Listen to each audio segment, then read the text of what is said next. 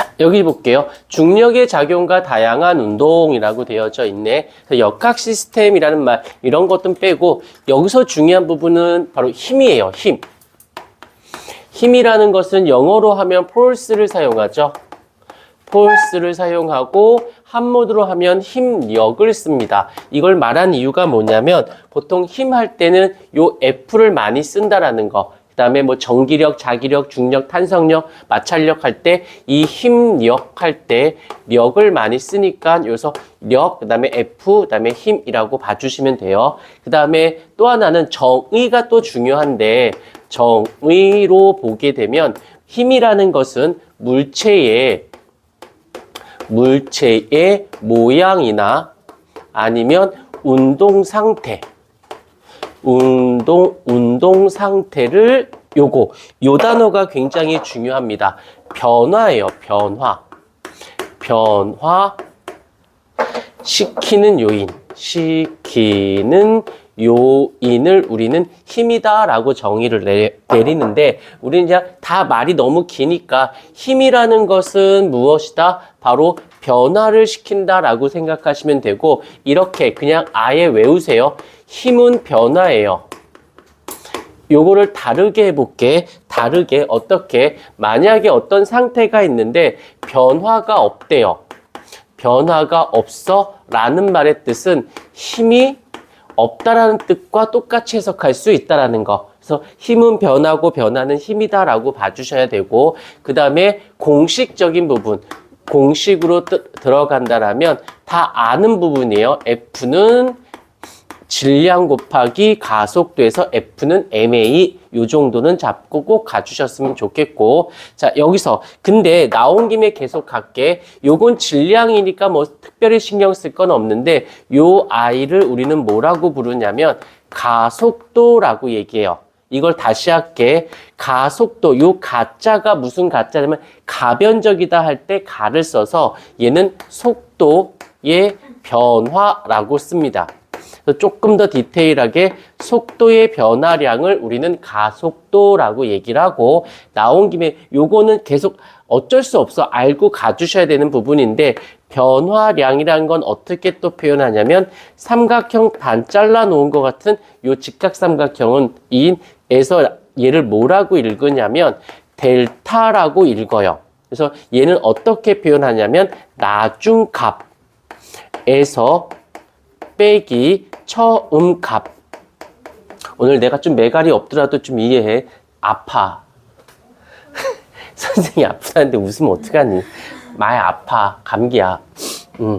또 때마침 또 설날에 아파가지고 그나마 좀 쉬긴 했는데 아파. 그래서 아까쯤에도 여기 막 수업하다가 문제 풀고 이러고 있었던 거야. 근데 애들이 이렇게 많이 와서 내가 안 줄 수가 없네.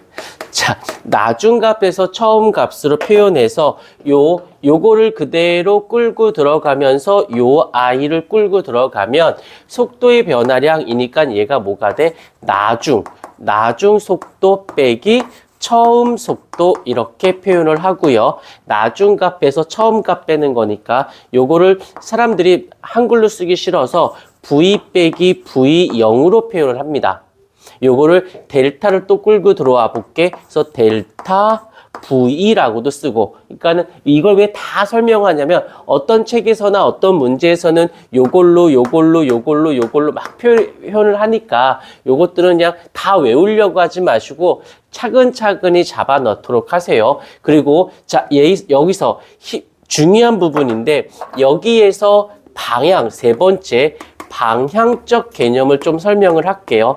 방향은 힘의 방향이 무엇이 되어지냐면 바로 가속도의 방향이 되어집니다. 왜? 힘을 주어서 변화를 일으켰잖아. 그럼 변화된 쪽으로 속도가 변했겠지. 그래서 힘의 방향은 가속도의 방향과 같습니다. 라고 하시면 됩니다. 그래서 이렇게 일단은 기본적으로 요거를 잡아줘야 되고, 여기 사실 다 나와 있는 부분이야. 힘이라는 것은 물체의 운동 상태나 모양을 변화시키는 거고, 그 그다음에 여러 가지 힘이 있고 힘과 가속도의 관계, 속도가 변하는 가속도 운동. 그래서 여기서 자유낙하하는 물체에는 중력이 작용하여 점차 떨어지는 속도가 빨라진다. 자, 이것도 그대로 해볼게. 자, 요거서 네 번째 방향에 대한 이야기인데 어떤 물체가 이렇게 있고 이쪽으로 운동 방향이 이쪽인데요. 힘을 어디로 줬냐면 운동 방향과 같이 줬어. 그러면 운동 방향 가고 있는 쪽으로 힘 줬으니까 속도가 빨라지겠지. 그러니까 힘의 방향과 운동 방향이 같아. 일치를 한다라는 말의 뜻은 같은 말로는 속도가 증가하고 있다라고 보는 거예요. 그러면 그대로 가볼게. 어떤 물체가 이렇게 운동을 하고 있는데 이번에는 어떻게 했냐면 힘을 반대쪽으로 줬어요. 가고 있는 쪽에 반대로 힘 주면 어떻게 돼? 반대가 되어진다라면 속도는 줄어들겠지. 오케이? 자, 이거를 가지고 네 번째 굉장히 중요한 부분이거든. 시험 문제상에서 아주 단골 손님처럼 나오는데 여기서 일단 하나는 건져냈어. 힘의 방향이 가속도의 방향이라고. 그러면 여기서 봤을 때 속도 구하는 공식은 어떻게 돼요? 시간분의 이동거리가 되지. 그때 요 이동거리를 다시 말하면 운동이라고 표현할 수 있고 이 운동하는 방향은 누구와 같은 거냐면 바로 속도의 방향과 같습니다. 그래서 여기서 속도의 방향이 곧 무엇이 되어진다? 바로 운동 방향이 되어진다라는 거.